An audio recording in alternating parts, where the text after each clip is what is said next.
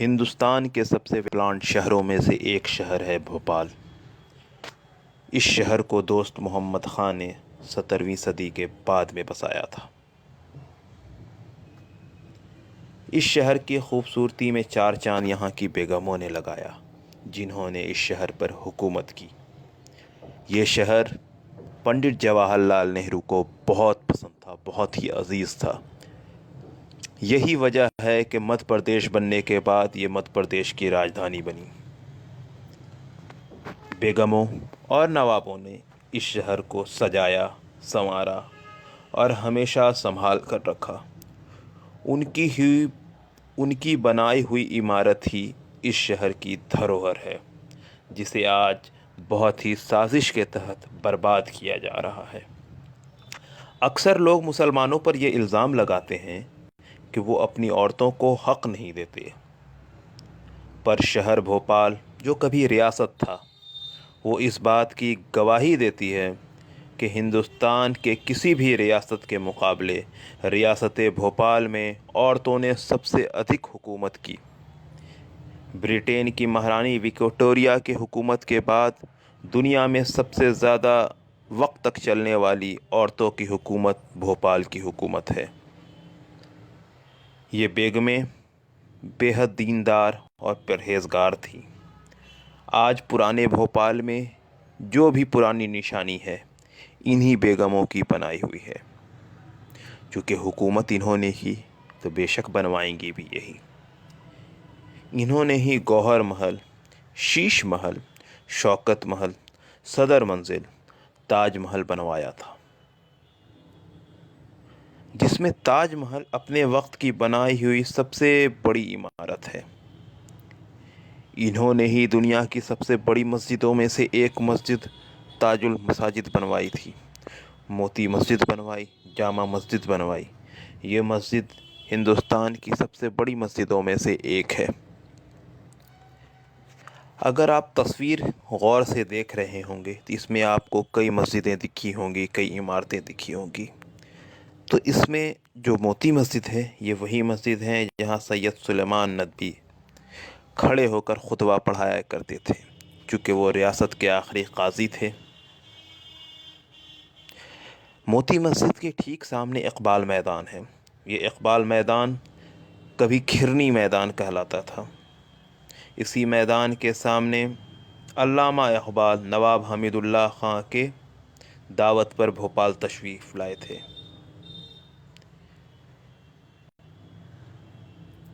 ان کی مہمان نوازی حمید اللہ خان نے کی تھی۔ اقبال میدان کے پاس ہی ایک محل میں علامہ اقبال ٹھہرے تھے۔ علامہ اقبال کے انتقال کے بعد ان کی یاد میں بھوپال میں ایک لائبریری بنائی گئی، جس کا نام علامہ اقبال لائبریری رکھی گئی۔ یہ پوری دنیا میں علامہ اقبال کے اوپر قائم ہونے والا پہلا انسٹیٹیوشن تھا۔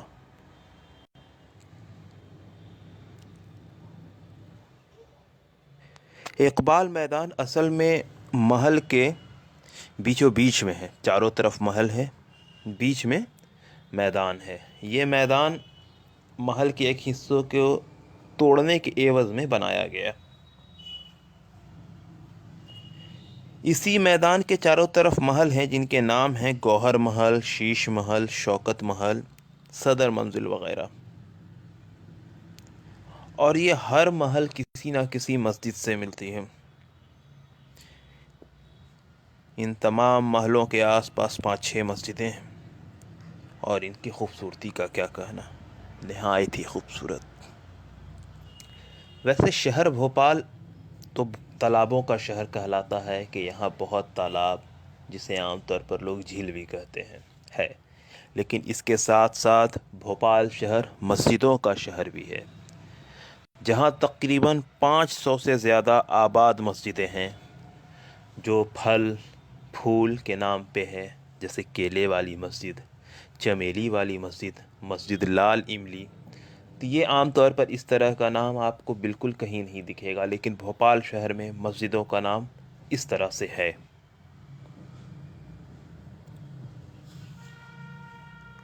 چونکہ بھوپال آج مدھیہ پردیش کی راجدھانی ہے، اس لیے سرکار اسی شہر سے چلے گی۔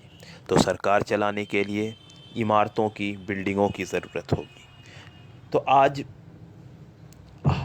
جتنی بھی وہاں عمارتیں ہیں سرکاری, یا تو وہ نواب حمید اللہ خان کے بنائی ہوئی ہیں یا پھر ان کے دوارا سرکار کو تحفے میں دی گئی. پر آج بڑے ہی شاطرانہ ڈھنگ سے پرانے بھوپال سے راجدھانی کو نئے بھوپال میں شفٹ کیا جا رہا ہے.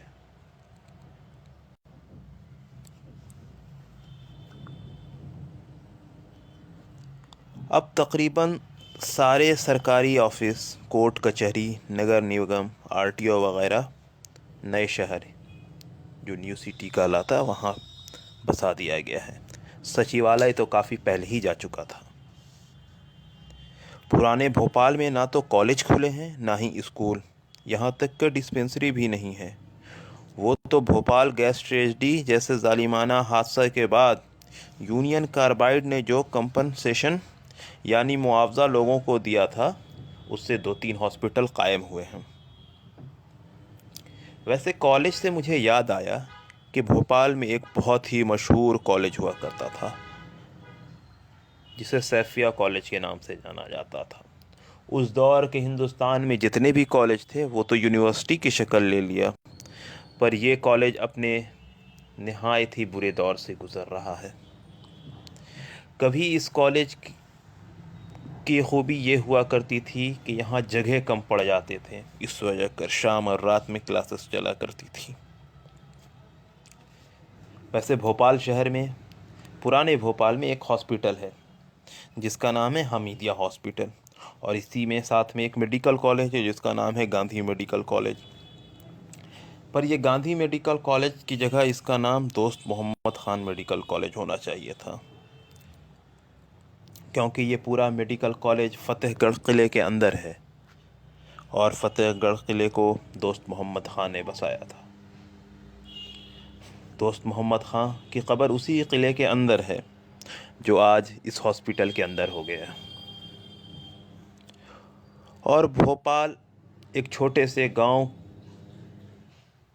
کو عالیشان بھوپال ریاست بنانے کی کہانی اسی فتح گڑھ قلعے سے شروع ہوتی ہے. ایک دور تھا کہ بھوپال ہاکی کے لیے بھی جانا جاتا تھا.